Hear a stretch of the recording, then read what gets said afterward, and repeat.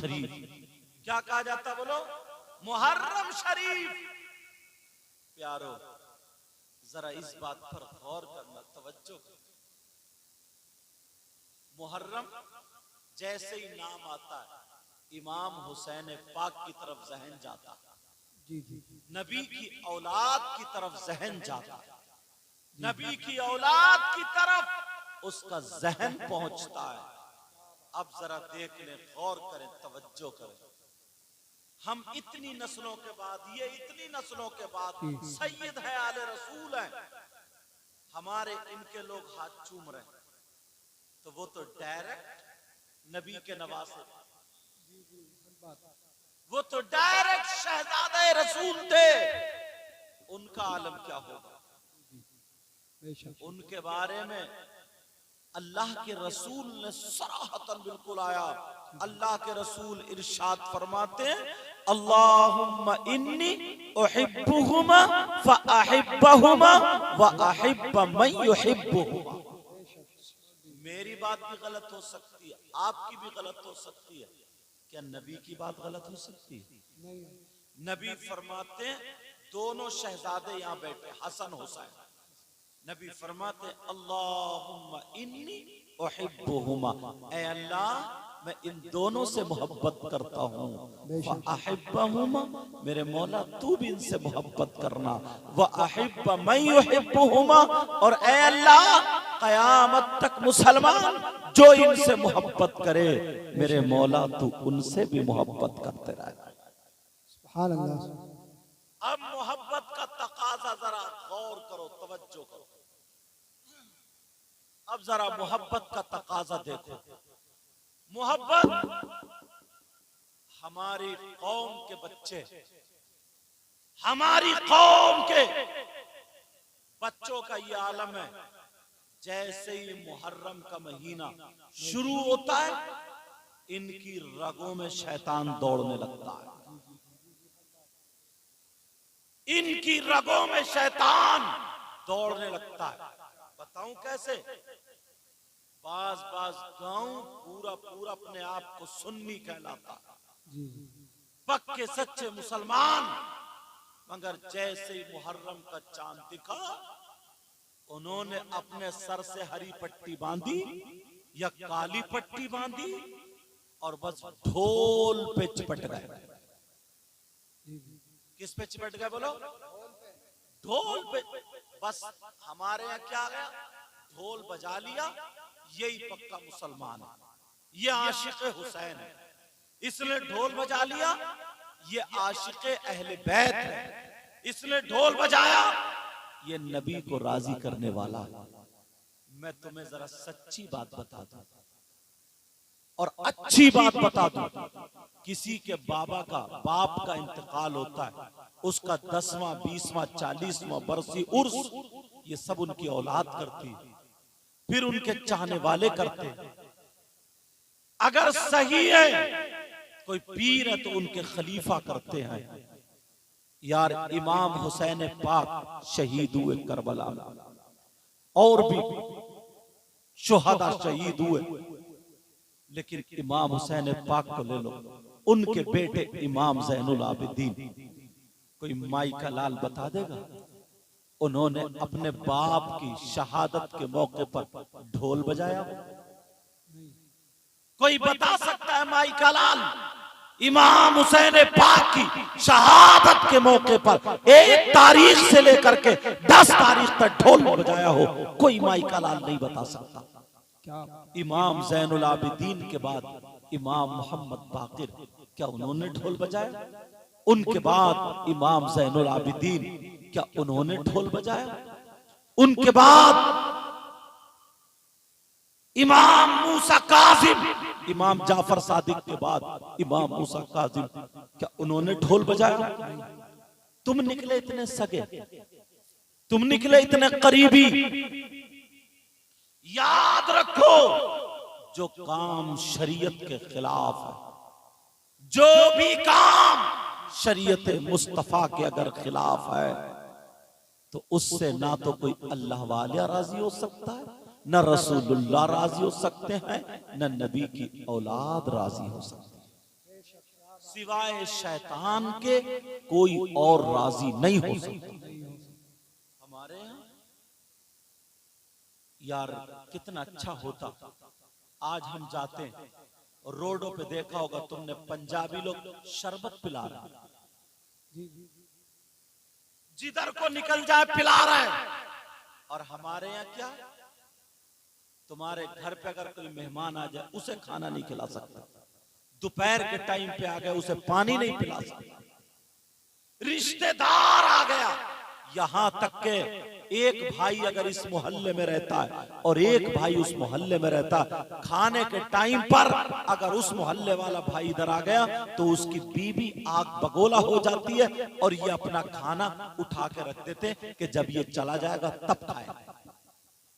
बरकत हो सकती है तुम्हारे घर में, बरकत तलाश सकते हो। सगा भाई, सगा भाई, उसका आलम यह है, उसके बच्चे आ जाएं, तुम्हारे बच्चे कोई चीज खा रहे हैं तो फौरन ये माँ और बाप अपने बच्चों को आंखें दिखा दिखा के अंदर कर देते, चल अंदर जाके खा, अंदर जाके खा, कहीं तुम्हारे भाई के बच्चे को देना ना पड़ जाए। तुम ये सबक सिखा रहे हो, तुम ये तरीका सिखा रहे हो, मेरे नबी के तरीके से हटकर रहिए। अल्लाह जरा मेरे आका को तो देखो, आका आका और सहाबा खड़े हो जाते हैं, देखा कुछ मेहमान आ रहे हैं, बहुत सारे मेहमान हैं। नबी ने एक सहाबी से कहा तुम ले जाओ, एक से कहा तुम ले जाओ, एक से कहा तुम ले जाओ, जो एक बचे थे कहा तुम मेरे साथ चलो। अल्लाह, मेरे नबी के घर वो पहुंच जाते हैं और वो भी मुसलमान नहीं है, गैर मुस्लिम है। इतना खाना खाया उसने, आका के घर का खूब सारा खाना खाया, पेट भर लिया। जब सोया तो यहां तक के उसकी गिलाजत निकल गई, उसके कपड़े नापाक हो गए, उसने बिस्तर नापाक कर दिया। उसने सोचा कि ये मोहम्मदुर रसूलुल्लाह हैं, जिनके चाहने वाले इनका थूक इनके हाथों में ले लेते हैं, इनका पसीना खुशबू में मिलाते हैं। अल्लाह, पता चल गया इनका बिस्तर मैंने खराब कर दिया है तो मुझे जान से मार देंगे, मुझे नहीं छोड़ेंगे। ऐसा करते हैं, ऐसा करते हैं। यहां से सुबह उठते ही भाग जाते हैं। ये सुबह उठते ही भाग गया, इसकी एक जरूरी चीज रह जाती है। सुबह उठ के ही जैसे ही भागा, ये घर से निकल गया।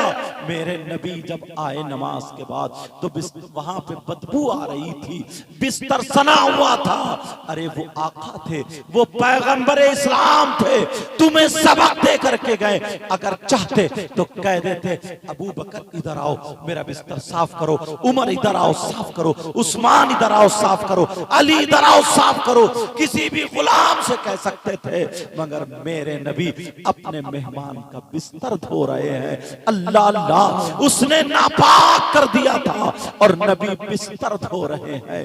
तुम जरा अपने गिरेबान में झांक के देखो, तुमने कभी अपनी माँ के कपड़े धोए हैं? तुमने कभी अपने बाप के कपड़े धोए हैं? तुमने कभी अपने बड़े भाई के कपड़े धोए हैं?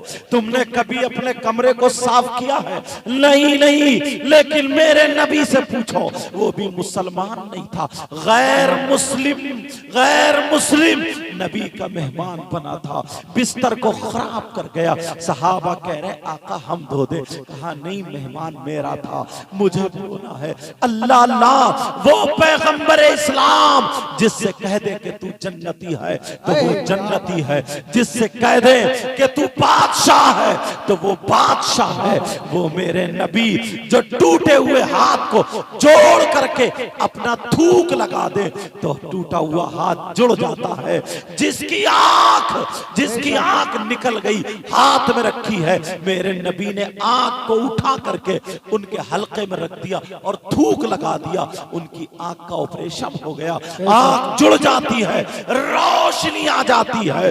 वो पैगंबर इस्लाम अपने मेहमान के साथ, उसका ये आलम है।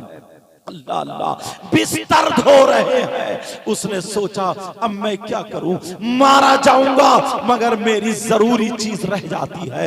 उसने कहा चलो मैं जाकर के देखूं, भले मारा जाऊं। जब आकर के देखा तो मेरे नबी उसका बिस्तर धो रहे थे, और जैसे ही वो आया तो मुस्कुरा करके कहने लगे तुम कहां चले गए थे, तुम्हारी वो चीज रह गई है, अरे तुम ले लो, मैं तुम्हें तलाश रहा था। जब इतना कहा खुदा की कसम उसकी आंखों में आंसू आ गए, और आंखों में आंसू आए, जैसे ही आंसू आए कदमों में गिर जाता है, और गिरने के बाद कहता है अरे मैंने नाम सुना था, आज मैंने अपनी आंख से देख लिया है, मैं बाद में जाऊंगा, पहले मुझे कलमा पढ़ा दो, कलमा पढ़ा दो, पहले मुझे कलमा पढ़ा दो। अल्लाह अल्लाह, मेरे नबी उसके बिस्तर की गंदगी नहीं धो रहे थे, बल्कि उसके जो कुफ्र की गंदगी थी उसको धो रहे हैं। अल्लाह अल्लाह, तुम्हारे अखलाक कहां चले गए हैं, तुम्हारा किरदार कहां चला गया, तुम्हारा कैरेक्टर कहां चला गया। मैंने पंजाबियों को देखा है, रुद्रपुर के इलाके में रहता हूं, मैंने देखा है अगर एक पंजाबी जा रहा है मोटरसाइकिल पे, बराबर में देखा दूसरा पंजाबी जा रहा है, तो मालूम है क्या कहता है, मोटरसाइकिल रोक लेता है, और रोकने के बाद कहता है तेनू किते जाना, तेनू किते जाना, मतलब ये तू कहां जा रहा है, बोल कहां जाएगा, फौरन बैठ जा, आजा बैठ जा, उसे मोटरसाइकिल पे बिठा लेता है। तुम्हारा क्या हाल है, कभी तुमने अपने आप को देखा है, अगर तुम जा रहे हो और दूसरा मुसलमान तुम्हारा भाई जा रहा है, तो तुम्हारे जानने वाला अगर है तो तुम क्या करते हो, जेब से मोबाइल लगाया, निकाला, और निकालने के बाद कान पे लगाया, और बस हेलो हेलो हेलो करता हुआ मोटरसाइकिल से निकल गया, ताकि वो तुम्हारी मोटरसाइकिल पे बैठ ना जाए। बोलो तुम्हारे घर में बरकतें हो सकती हैं क्या, तुम्हारी जिंदगी में खुशहालियां हो सकती है, नहीं हो सकती हैं। यही तक नहीं है, अगर वो पंजाबी के साथ में उसकी बीवी भी बैठी हुई है, उसके घर की कोई लेडी बैठी हुई है, कोई औरत बैठी हुई है, तब भी वो तीसरे पंजाबी को बिठा लेता है। मगर तुम कहां बिठाते हो, उसका भी ये आलम है कि उसको हाथ नहीं लगा सकता, ऐसा बैठता है जैसे उसकी बहन बैठी हो, उसकी बहन के सामने। और तुम्हारे क्या हाल है, तौबा तौबा, छी छी, अगर मैं तुम्हें बता दूं ना तो मुंह को कलेजा आ जाएगा।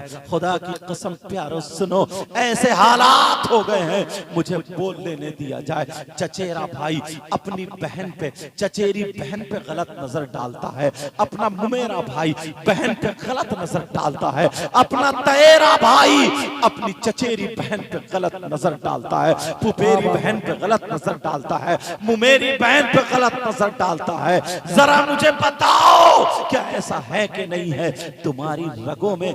तुमसे मुराद उन लोगों की बात कर रहा हूं जो ऐसे हैं, बुरा मत मानना, मैं तुम्हारी करके बोलूं तो तुम समझ लेना। अल्लाह अल्लाह, कैसे हालात हो गए हैं। एक तो ये पुराने लोग बैठे हैं, ये बुजुर्ग बैठे, इनसे पूछो, इनका जमाना देखो, इनका जमाना ये था, अगर इनकी पड़ोस में ना कोई गैर मुस्लिम लड़की भी रह रही है और उसकी ससुराल वाले अगर उसको जबरदस्ती कोई झगड़ा हो गया, खींचने के लिए आ गए, तो इन मुसलमानों की लाठी उसके दरवाजे पे आके लग जाती थी, और ये कहते थे ये हमारे मोहल्ले की, पड़ोस की हमारी बहन है, हमारी बहन, हम मर जाएंगे, पहले हम लाठी चलाएंगे, अपनी लाशें गिरा देंगे, उसके बाद तुम्हें जाना पड़ेगा। ये इज्जत बचाते थे, इज्जत। आज तुम चचेरी बहन पे गलत नजर डालते हो, मुमेरी बहन पे गलत नजर डालते हो, फुपेरी बहन पे गलत नजर डालते हो, और मैं तुम्हें क्या बता सकता हूँ, इतना गंदा इंसान, इतना नीच इंसान, इतना खराब इंसान मोबाइल के चक्कर में आ गया। अल्लाह अल्लाह, बस देख लिया, फिल्मों में देख लिया, मूवीज में देख लिया, एक दूसरे से हम प्यार का सबक पढ़ा रहे हैं कि साहब हमारा उससे प्यार हो गया, हमारा उससे प्यार हो गया। अरे तू प्यार की बात करता है, अगर प्यार करना है तो मेरे नबी से प्यार कर ले, अगर प्यार करना है तो हसनैन करीमैन से प्यार कर ले, अगर प्यार करना है तो अबू बकर सिद्दीक से प्यार कर, हजरत उमर से प्यार कर, उस्मान गनी से प्यार कर, मौला अली से प्यार कर, हसनैन करीमैन, गौसो ख्वाजा गरीब नवाज से प्यार कर, अल्लाह वालों से प्यार कर, अपनी माँ से प्यार कर, अपने बाप से प्यार कर। ये तेरा प्यार यहाँ भी तुझे ऊंचा कर देगा और आखिरत में तुझे जन्नत में लेके जाएगा। सुभान अल्लाह। नारे तकबीर, नारे रिसालत, नारे गौसिया। हज़रत अल्लामा सैयद प्यार है। शराफत भाई ने आज शादी के प्रोग्राम, आज शादी के मौके पर ये प्रोग्राम किया है। तो आज मैं तुम्हें बता दूं, लोग पहले जो थे ना दोस्ती करते थे, अल्लाह कितनी प्यारी दोस्ती होती थी। एक दूसरे का सहारा बनते थे, एक से दो हो जाते थे, एक लाठी से दो लाठी हो जाती थी। इन बुजुर्गों से पूछो जब इनकी दोस्ती होती थी, अगर दोस्त की बहन की शादी होती थी तो ये भी ऐसे ही करता था जैसे इसकी सगी बहन की शादी हो रही है। अगर दोस्त की बहन के घर जाता था तो कभी उसको भात देता था, कभी उसको पैसे देता था, ऐसे ही बर्ताव करता था जैसे सगी बहन के साथ बर्ताव किया जाता है। मगर आज लोग इतने गंदे हो गए, छी छी। अगर मैं बोलूं ना, अगर मैं बोलूं तो मुंह को कलेजा आ जाएगा। ये नौजवान है, इसको नौजवान कहेंगे, इनकी रगों में शैतान है। आज का दोस्त दोस्त नहीं है, गद्दार है, गद्दार। आज का दोस्त दोस्त नहीं है, आज छुरी भोंकने वाला है। दुश्मन से इतना खतरा नहीं है जितना दोस्त से खतरा है। आज का दोस्त अगर दोस्ती कर रहा है या तो उसकी बहन के चक्कर में कर रहा है, या उसकी बीवी के चक्कर में कर रहा है, या उसकी मालो दौलत के चक्कर में कर रहा है। कोई ना कोई लालच है। इसे दोस्ती कहोगे, इसे दोस्ती कहोगे? बोलो, दोस्त कहलाने का ये हकदार है क्या? इसको दोस्त बोल सकते हो क्या? ये दोस्त नहीं है, ये गद्दार है। और मुसलमान का काम ये नहीं है। मुसलमान पक्की सच्ची दोस्ती करता है। मुसलमान वो है जो अपने लिए भी कुर्बान होता है, अपने दोस्त के लिए भी कुर्बान होता है। तुम्हें क्या पता है, सैयदना हजरत अबू बकर सिद्दीक की दोस्ती देखो, साथ में हजरत उमर की दोस्ती देखो। अल्लाह अल्लाह, एक दिन दोनों दोस्त सुबह सुबह मदीने शरीफ में आ जाते हैं। अबू बकर सिद्दीक और हजरत उमर दोनों ये दोस्त मदीने शरीफ में है। सुबह सुबह वहां पे बाजार लगती थी, यानी सुबह सुबह मछलियां बिकने आती थी। एक दिन हजरत उमर कहने लगे, हजरत अबू बकर सिद्दीक के मोढ़े पे हाथ रखा और कहा, दोस्त, कहा हबीबी, कहा सदीकी, कहा जमीली, मैं आपके लफ्जों में कह रहा हूं। कहा दोस्त, ओ कहा दोस्त, मेरे प्यारे भाई सुनो, मेरे प्यारे भाई सुनो। यार आज मछलियों को खाने दिल चाह रहा है, आज मछलियों के लिए आज दिल चाह रहा है। कहा हजरत अबू बकर सिद्दीक बोले, ऐसा करो तुम मछलियां खरीद लो, खा लो। कहा कैसे खाऊं, मेरी जेब में पैसे नहीं है। तो दूसरे दोस्त अबू बकर सिद्दीक ने क्या कहा, ऐसा करो मैं तुम्हारा दोस्त हूं, चलो आधे पैसे मैं देता हूं, मेरी जेब में जितने हैं मैं निकाले देता हूं, तुम्हारी जेब में जितने हैं तुम निकाल दो। दोनों दोस्तों ने रुपये पैसे निकाले, बाजार में जाकर के एक मछली खरीद ली।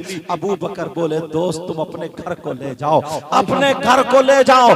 जैसे ही ये कहा घर को ले जाओ, हजरत उमर बोले, नहीं, अकेला दोस्त नहीं खा सकता, एक लुकमा एक दोस्त खाएगा, दूसरा लुकमा दूसरा दोस्त खाएगा। उन्होंने मछली को आधा आधा किया, आधा उन्हें दे दिया, आधा तुम्हें दे दिया। अरे तुम कैसे दोस्त हो, दोस्त का लुकमा छीनने पे लगे पड़े हो, दोस्त को बर्बाद करने के चक्कर में पड़े हो। मैंने एक जगह तकरीर की थी, कुछ लोग बंबई काम करने के लिए चले गए थे और कुछ लोग मद्रास काम करने के यानी हैदराबाद काम करने चले गए थे।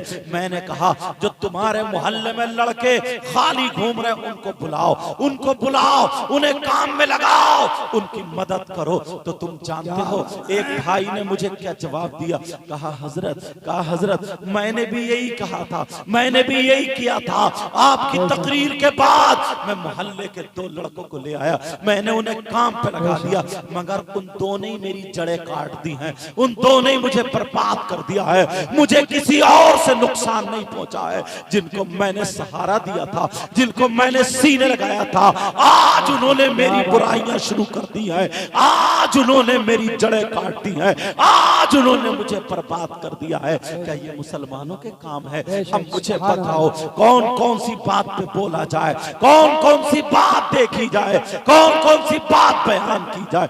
अपने आप को कम से कम इंसान बना लो, पक्का सच्चा मुसलमान बना लो, नबी का गुलाम बना लो। अगर तुम नबी के गुलाम बन गए तो दुनिया में भी कामयाब हो सकते हो और आखिरत में भी कामयाब हो सकते हो। बेशक, सुभान अल्लाह, जिंदाबाद। हमारा मामला है, ये हमारा मामला है।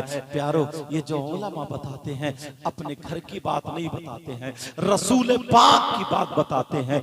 और जरा सुनो, मैं तुम्हें बता दूं, अब जरा शादी में देखो, यहाँ अल्हम्दुलिल्लाह जो शादी हो रही है ये सही तरीके पर हो रही है। क्यों? इसलिए यहाँ अल्लाह और रसूल का जिक्र हो रहा है, अल्लाह और रसूल का जिक्र हो रहा है। कहीं कहीं शादी होती है आतिशबाजी से होती है, कहीं कहीं शादी होती है उसमें बहुत सारे पटाखे फूटते हैं, आतिशबाजी फूटती है, बैंड बाजे बजते हैं, ढोल ताशे गाजे बाजे बजते हैं। यहाँ पे अल्लाह और रसूल का जिक्र हो रहा है। मेरे नबी 12 रबीउल अव्वल मिलाद पढ़ दूं ताकि बात पक्की हो जाए। मेरे नबी 12 रबीउल अव्वल 20 अप्रैल सन 571 पीर के दिन सुबह सादिक के वक्त दुनिया पर तशरीफ लाए।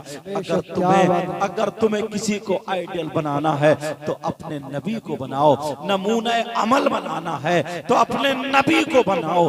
अब जरा सुनो, एक वो भी अल्लाह वाला है, एक वो भी नबी का गुलाम है। पहले का दौर ये था, अगर किसी के घर में आग लग जाए तो पूरा मोहल्ला इकट्ठा हो जाता था, पूरा मोहल्ला जमा हो जाता था उसके घर की आग बुझाने के लिए, उसके घर की आग बुझाने के लिए अपने घरों से बर्तनें लेकर आ जाते थे, बर्तनों में पानी लेकर के आ जाते थे, मर्द और औरतें सारे के सारे लग जाया करते थे। बोलो है कि नहीं? ऐसा हो जाता था। मगर आज ये आलम है, अगर किसी का घर जल रहा है तो कुछ नहीं करेगा, बर्तन नहीं निकालेगा, पानी नहीं डालेगा। अगर किसी का घर चल रहा है तो जेब से मोबाइल निकालेगा और निकालने के बाद वीडियो बनाना शुरू कर देगा, वीडियो बनाना शुरू कर देगा और लाइव दिखाना शुरू कर देगा। कहेगा देखो, लाइव देखो, ये है एक का घर जलता हुआ, जलते हुए घर को मुलाहिजा फरमाए। ये मुसलमान, अरे तेरे सीने में क्या दिल नहीं है? तू आज मजे लेने लगा है, तू आज हंसी मजाक पे पड़ गया है, आज तू अपने आप को कुचल के रख दिया है।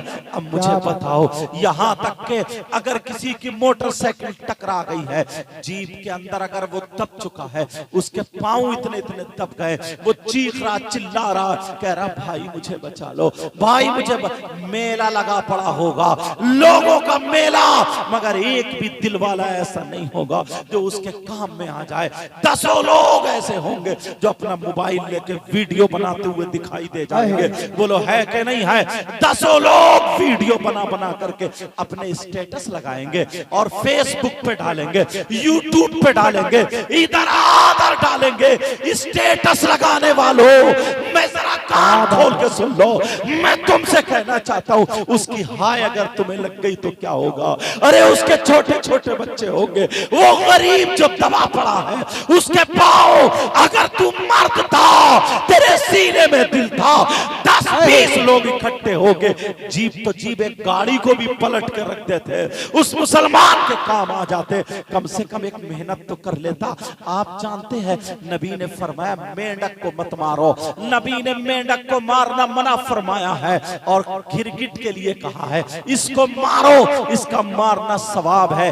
आप जानते हैं क्यों? छोटी सी बात है, जरा सुन लो। इसलिए जब हजरत इब्राहिम अलैहिस्सलातु वस्सलाम, जरा मेरी तरफ तवज्जो दो, हजरत इब्राहिम अलैहिस्सलाम को जब आग में डाला गया, हजरत इब्राहिम आग में है, अल्लाह अल्लाह नारे नमरूद चलाई गई है हजरत इब्राहिम के लिए, हजरत इब्राहिम को आग में डालने के लिए। अल्लाह अल्लाह सुनो, तो यही गिरगिट वहां पे खड़े होकर के एक तरफ फूंके मार रहा था ताकि ये और तेज हो जाए, आग और तेज हो जाए। हालांकि इसके फूंक से कहां तेज हो सकती है, छोटी सी फूंक, मगर नियत तो देख ली गई। और वो मेंढक अपने मुंह में पानी ला रहा था ताकि वो आग बुझा दी जाए, मगर कहां उत्ते से एक बूंद पानी से आग बुझ रही है, मगर उसकी नियत देख ली गई। नबी ने फरमाया मेंढक अगर जिस घर में होती है उस घर में बरकतें होती है, मेंढक को मत मारो, बरकतें होती है। और जहां गिरगिट होता है नबी ने फरमाया इसे मारो, इसे मारो, इसका मारना सवाब है, इसका मारना सवाब है। एक जरा सी बात थी, तुम अगर किसी मुसलमान को दबा हुआ देख करके तुमने उसकी वीडियो बनाकर स्टेटस लगा ली, अपने दोस्तों को दिखा रहे हो, सब में बांट दिया, शेयर कर दिया, क्या तुम्हें पता नहीं है उसका दिल दुखा होगा? काश वहां पे 20 लोग खड़े थे, वैसे ही खड़े होकर के उस जीप को खड़ा कर देते, पलट के रख देते उस मुसलमान की हमदर्दी के लिए, तो तुमसे अल्लाह भी राजी हो जाता, रसूलुल्लाह भी राजी हो जाते, तुम्हारी दुनिया भी कामयाब, तुम्हारी आखिरत भी। बेशक नारे तकबीर, नारे रिसालत, नारे गौसियत, उलमाए सुन्नत, नारे हैदरी। छोटी छोटी बातें हैं मगर ये इंसान को कामयाब बना देने वाली हैं। जरा सुनो, मुझे एक बात और याद आ रही है। अल्लाह अल्लाह, हजरत इमाम अहमद बिन हम्बल जब चलते हैं घर से, उनके साथ में एक दो खादिम भी हैं, शागिर्द भी हैं, चलते चले जा रहे हैं। एक नदी के किनारे पर जब पहुंचे, देखा वहां पे लोग हंस रहे हैं, दो दो तीन तीन चार चार लोग इकट्ठे हुए हैं और हंस रहे हैं, कह रहे अब डूबा, अब डूबा, अब डूबा, अब मरा, अब मरा। इन्होंने देखा क्या डूबा, क्या मरा, तो देखा उस नदी के किनारे पर एक दरख्त है, पेड़ है, और उस पेड़ की टहनी पर एक बिच्छू है। वो हवा से बेचारा परेशान है, टहनी हिल रही है, कभी पानी में टकरा रही है, बिच्छू लटका पड़ा है, गिरने वाला था, पानी से भीग चुका है, गिरने वाला था, वो डूबने वाला था। सब मजाक बना रहे, सब हंसी कर रहे, ठिट्ठा कर रहे, जरा देख लो इसको, अल्लाह अल्लाह देख लो इसको, इधर कोई बचाने वाला नहीं है। इतने में बिच्छू गिर जाता, बेचारा गोते खाने लगा, डूबने लगा, वो बिच्छू डूबने लगा।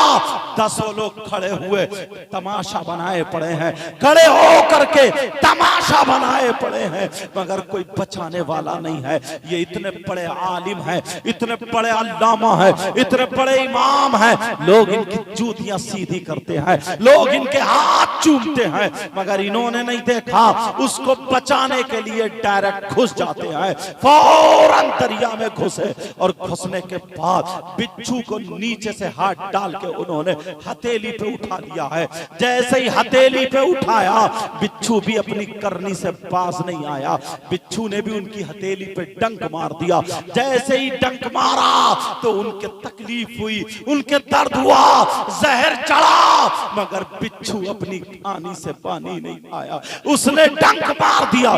जैसे ही डंक मारा तो इनके जबान से सी तो निकल गई, मगर फिर कहा ऐ अल्लाह तेरा शुक्र है, मैंने अपना काम किया, इसने अपना काम किया। इन्होंने बिच्छू को फिर टहनी पे बिठा दिया। लोग कहने लगे कैसा इंसान है, इनको बिच्छू ने काट लिया है, मगर फिर भी इन्होंने बिच्छू को मारा नहीं है। लोग देख रहे हैं, और इमाम साहब, इमाम अहमद बिन हम्बल निकल के वापस आ जाते हैं। जैसे ही वापस निकल के आए इमाम साहब, अब फिर वो गिरने लगा, फिर वो हवा के झोंके आने लगे, फिर वो टहनी हिलने लगी। अब सारे लोग कहने लगे अब कौन बचाएगा तुझे, अब तो तुझे मरना ही है, तूने इमाम साहब के भी काट लिया है। अल्लाह अल्लाह, फिर जो हवा का झोंका चला वो बिच्छू गिर जाता है। जैसे ही गिरा बिच्छू, फिर गोते खाने लगा, मरने लगा, मगर उसकी कोई पुकार नहीं सुन रहा था। वो बिच्छू कह रहा था ऐ अल्लाह मुझे बचा ले, ऐ अल्लाह मेरी मदद कर दे, ऐ अल्लाह मेरी मदद कर ले, मुझे बचा ले। कोई सुनने वाला नहीं था। इतने में फिर इमाम साहब घुस जाते हैं, उनके कपड़े भीग गए। दोबारा फिर उन्होंने जब उठाया, फिर बिच्छू ने डंक मार दिया, 3 मरतबा मर्तबा ऐसा हुआ, तीसरी मर्तबा के बाद जो इमाम साहब का खादिम था, जो अल्लामा साहब का खादिम था, उसने कहा हजरत अहमद जाना, मुझे सिर्फ 2 मिनट दे दो, मैं इस बिच्छू को मार के फेंक दूंगा, मैं इसके टुकड़े टुकड़े कर दूंगा। कहा मैं तो बचाने के लिए गया। कहा हुजूर देखो ना, आप बचा रहे हैं और ये आपके डंक मार रहा है। प्यारो, इमाम साहब ने क्या जुमला दिया था, अगर उस जुमले की तुमने हिफाजत कर ली, उस जुमले को दिल की तख्ती पर अगर नोट कर लिया तो तुम कामयाब हो सकते हो, तुम्हारी दुनिया संवर सकती है, तुम्हारी आखिरत भी संवर सकती है, तुम पक्के सच्चे नबी के गुलाम बन सकते हो। ऐसी बातों पर अगर अमल करो। सुनो इमाम साहब ने क्या जुमला बोला था। इमाम साहब कहने लगे, खादिम से बोले, उससे कहने लगे अरे तू क्या समझता है, इसने काटा है तो मैं इसे मार दूं। का हजरत इसे डुबो दो, इसे कुचल दो, इसके टुकड़े टुकड़े कर दो, आप इसको मारते क्यों नहीं है। तो इमाम साहब ने कहा अरे इसकी आदत बुरी है ये डंक मारने की, मेरी आदत अच्छी है बचाने की। जब ये अपनी गंदी आदत नहीं छोड़ सकता तो मैं अपनी अच्छी आदत कैसे छोड़ दूं। ये अपनी बुरी आदत से बाज नहीं रह सकता तो मैं अपनी अच्छी आदत से बाज कैसे आ जाऊं। सुभान अल्लाह, सुभान अल्लाह। अच्छी आदतें बनाओगे, बोलो इंशाअल्लाह, बोलो इंशाअल्लाह। आज के बाद किसी को तकलीफ मत देना प्यारो। तो वहां से ना अगर कुत्ता भी हो, कुत्ता उसको भी तकलीफ मत दियो। हमारे यहाँ क्या है, एक बात और बता दूं, एक बात और सुन लो। हमारे यहाँ पर क्या है, ब्याह होती है, ब्याह होता है, शादी होती है, शादी। और शादी में तुमने देखा होगा, मेरी तरफ जरा तवज्जो दो, थोड़ी सी छूटन झाटन बच जाती है, थोड़े से खाना बच जाता है, हड्डी गुड्डी बच जाती है। जब मेरी तरफ तो इनसे क्यों कह रहा हूं, इनसे क्यों तो मत, तो बस सुनते रहो ऐसे। अब जरा मेरी तरफ तवज्जो, अल्लाह ताला बरकत अता फरमाए। जरा मेरी तरफ तवज्जो दो, मेरी तरफ तवज्जो दो, मेरी तरफ गौर करो। अगर जरा सा वो बच जाता है, झूठन छाटन बच जाती है, अल्लाह अल्लाह एक तरफ डाल दिया जाता है। बोलो डाला जाता है या नहीं डाला जाता है। जब डाल दिया जाता है तो उसको खाने के लिए कुत्ते आ जाते हैं। बोलो आते नहीं आते, उसे कुत्ते खाने के लिए आ जाते हैं। मगर हमारा बाज बाज बूढ़ा है, हमारा बाज बाज बुजुर्ग है, उसका आलम यह है कि कुत्तों को लठ लेके डटा पड़ा है, कुत्तों को जूतों से मार रहा है, चप्पल से मार रहा है, कुत्तों को खाने नहीं दे रहा। इन बूढ़े बुजुर्ग से पूछो तुम खाओगे क्या इसे। इन बुजुर्ग से पूछो ये मेहमानों को खिलाया जाएगा। इन बुजुर्ग से पूछो ये किसको खिलाया जाएगा, किसको दिया जाएगा। अल्लाह के बंदो, अगर कोई जानवर खा लेगा, कोई कुत्ता खा लेगा तो कम से कम उसका पेट भर जाएगा। बोलो भरेगा या नहीं भरेगा। मगर हमारे यहाँ तहजीब हट गई है, हमारे यहाँ तहजीब खत्म हो गई है। माशाल्लाह इन्होंने खाना खिलाया है, शादी वालों ने बड़े अच्छे अंदाज में खिलाया। ये नौजवान बच्चे हैं, बड़े अच्छे अंदाज में मैंने देखा है। वरना बाज बाज जगह ऐसा आलम होता है, ऐसे लपट डुक्की होती है, और बाज बाज इंसान उसे खाने का ढंग नहीं है, तरीका नहीं है। डोंगे में से इतनी प्लेट में भर लेगा, इतनी भर लेगा, नियत खराब है, अब खाया नहीं जा रहा। एक दो बोटी खाई, एक दो टुकड़े खाए, बस इधर को फेंक रहा, उधर को फेंक रहा, बर्बाद कर रहा है। क्या तुमसे हिसाबो किताब नहीं दिया जाएगा। ये सोचता है कोई हमारा बर्बाद थोड़ी हो रहा। अरे हो बेइज्जती हो, शादी वाले की बेइज्जती हो, दूसरे की बेइज्जती चाहोगे, अल्लाह तुम्हें हरगिज इज्जत नहीं देगा। अगर दूसरों की इज्जत चाहोगे, अल्लाह तुम्हें इज्जत से नवाज देगा। याद रखना मेरी इस बात को। बाज बाज बुजुर्ग जो हैं कुत्तों के पीछे पड़े रहते हैं, लठ लेके कुत्तों को रखा रहे हैं। काय को वो झूठन झाटन से, काय को वो बचे हुए खाने को कौन खाएगा। वो पांवों के नीचे आ रहा था, एक तरफ डाल दिया, कुत्ते खाने लगे। मुझे वो बात याद आने लगी।